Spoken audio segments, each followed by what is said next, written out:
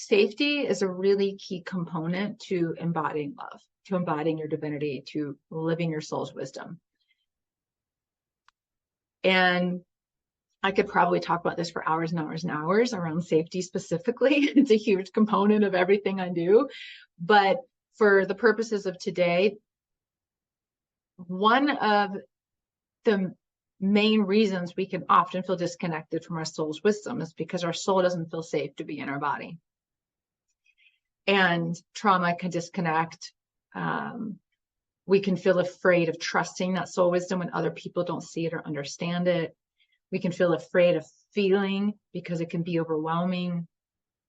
And our feeling state, our emotional body, is very connected to our energetic body, which is our soul.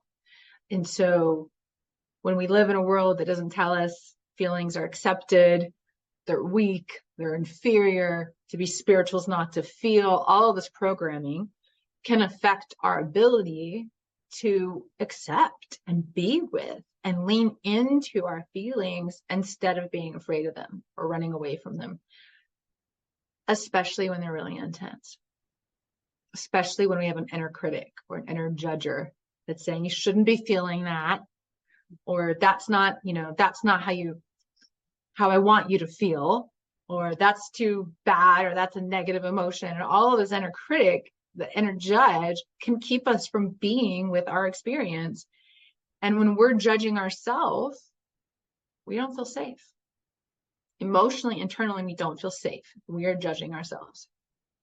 And safety requires both the emotional safety and the energetic safety and the physical safety. And there's these different components, plus mental safety, really.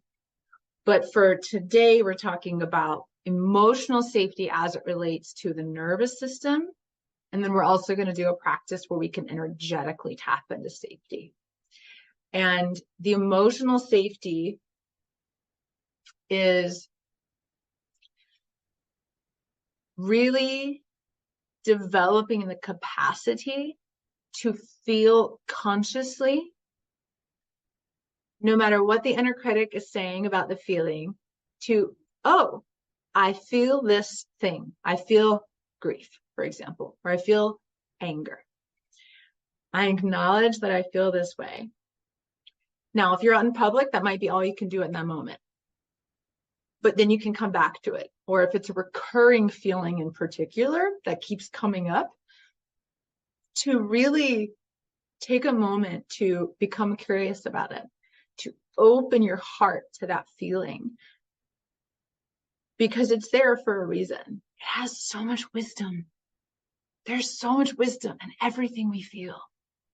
And that is usually soul wisdom coming up to the surface to help us see and feel something we need to see and feel.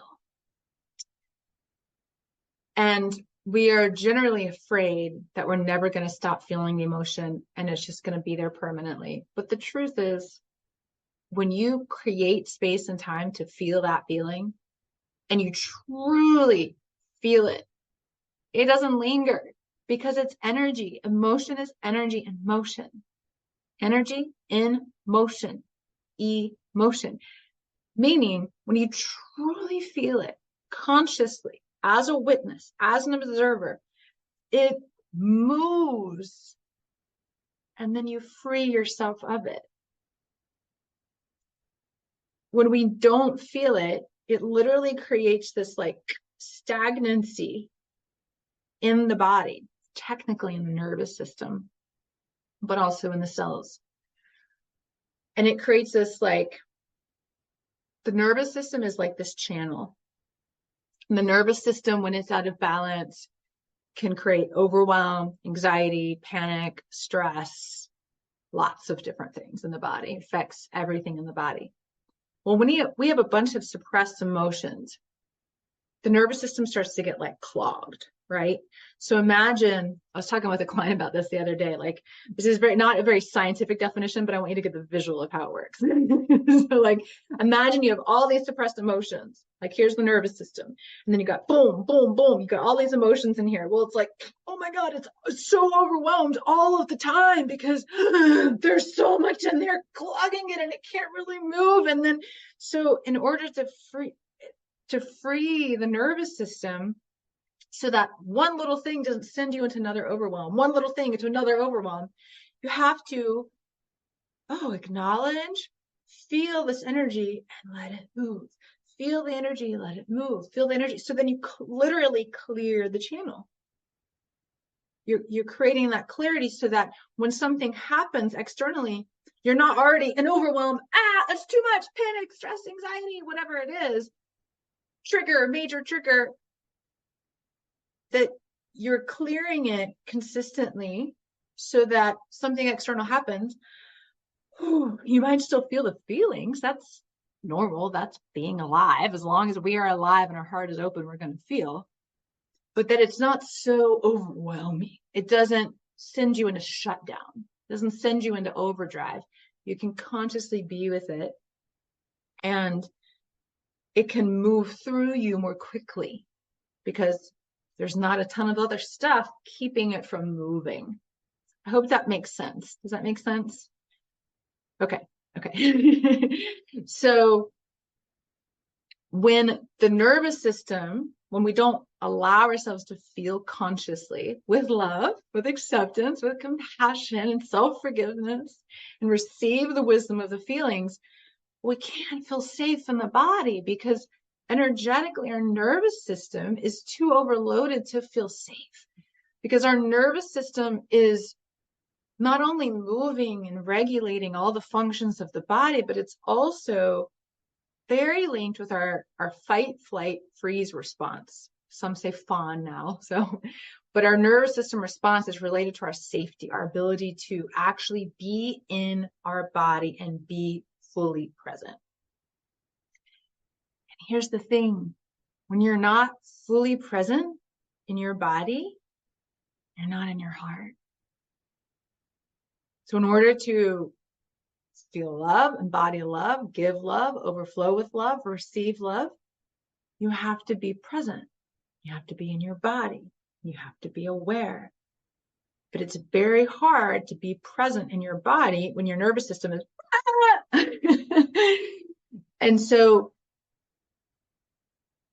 this is really about creating the awareness for you as part of this teaching, just creating the awareness of why it's so important to be with what you feel, not in I identify with my feelings and a two in what I am, and now I'm self-righteous because I have this feeling, but wow, I'm really curious. Like I had an experience yesterday that I got really kind of sad about something that happened, the way I was treated at like the grocery store. I was really sad. Like it was just like, I'm just kind of shocked. Like, how could somebody just be that way? I just really, sometimes it's still horrifying to my heart. Like sometimes how people act. And I found myself feeling really sad about it. And I really sat, like I let myself just cry. I'm like, I know this is clearly not just this experience. Like it's clearly, I've been processing through a lot of grief this week. And I know it was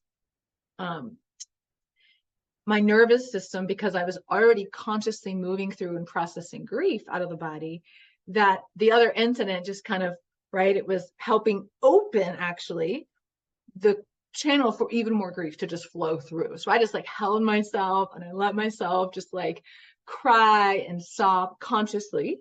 The witness observer capacity is really important.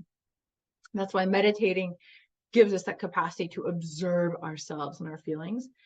Consciously just let the grief move through. And it took a while, like a good 30 minutes to an hour of just crying and making sounds and just like, you know, like rubbing my heart. It's a really good thing to do when you're feeling intense emotion. This immediately calms the nervous system to just rub your heart or rub your belly. You can also take your thumb and a fist and kind of gently tap your thymus gland on your chest. Those will all immediately calm the nervous system so that the nervous system knows that it's safe to process through an intense emotion. I really like this one. It's one of mine, but some people like the tapping better. And deep breathing, of course. So I knew that if I just was like, oh no, it's no big deal, it's fine. Well, the emotion would get stuck yesterday when I had that feeling of grief, that I knew that I needed to just let myself have that time and space, because it was the only way to free myself and open the channels of energy. But also, as I sat with it and got really curious about it, like, wow, this is a really intense response. Like, what is really underneath here? Like, what is really coming up? The more we get curious about our feelings, and then I realized, oh, this is very connected to something else I've been processing. And it's because it was so connected. It was like it fit in the little hole and it locked together, and then it just unleashed all that grief. And if I didn't give it the time and space, I never would have gotten to the golden nugget of that realization I needed to have, that gave me the wisdom to make a choice based on my soul's truth. Because the feelings are not our truth, but they guide us to our soul's truth. They guide us to what we need to see and feel and know to be in alignment with our own soul's truth. Okay? And I think that's all I'm going to cover on the emotional safety. Just that was more of an overview as we go through these practices, as we're here each month, just in your daily life, that being really conscious of how you're responding to your feelings and creating time and space to be in them. Very important. Because as we go into the body and do these practices, especially if you listen to them again, then you will be opening energy channels of your body and anchoring your light more deeply into your body through these practices.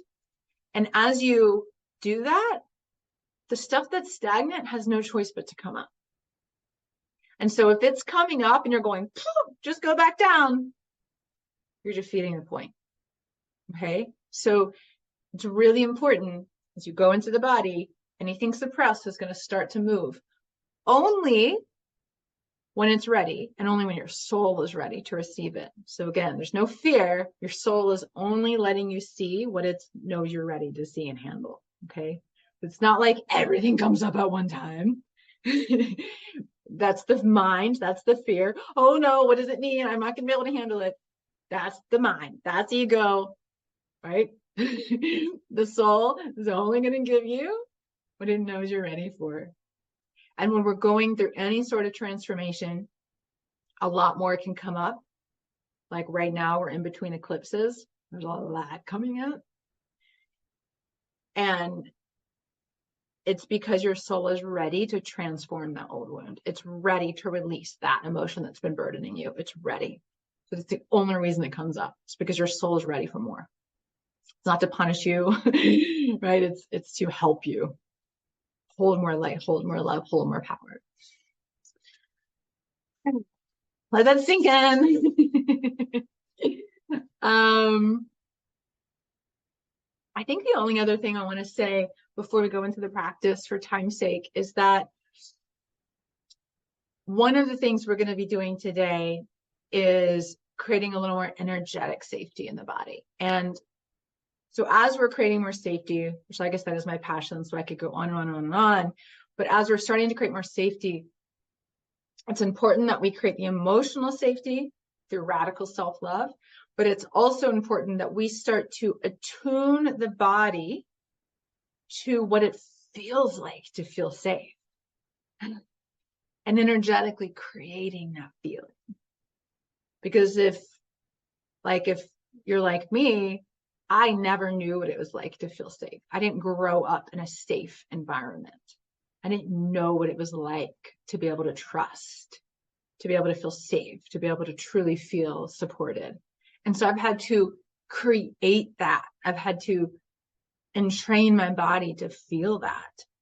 And if the body's never experienced it, we have to introduce that frequency and vibration energetically so that we can then attune to that higher state of safety. And what that will naturally do is release the fear.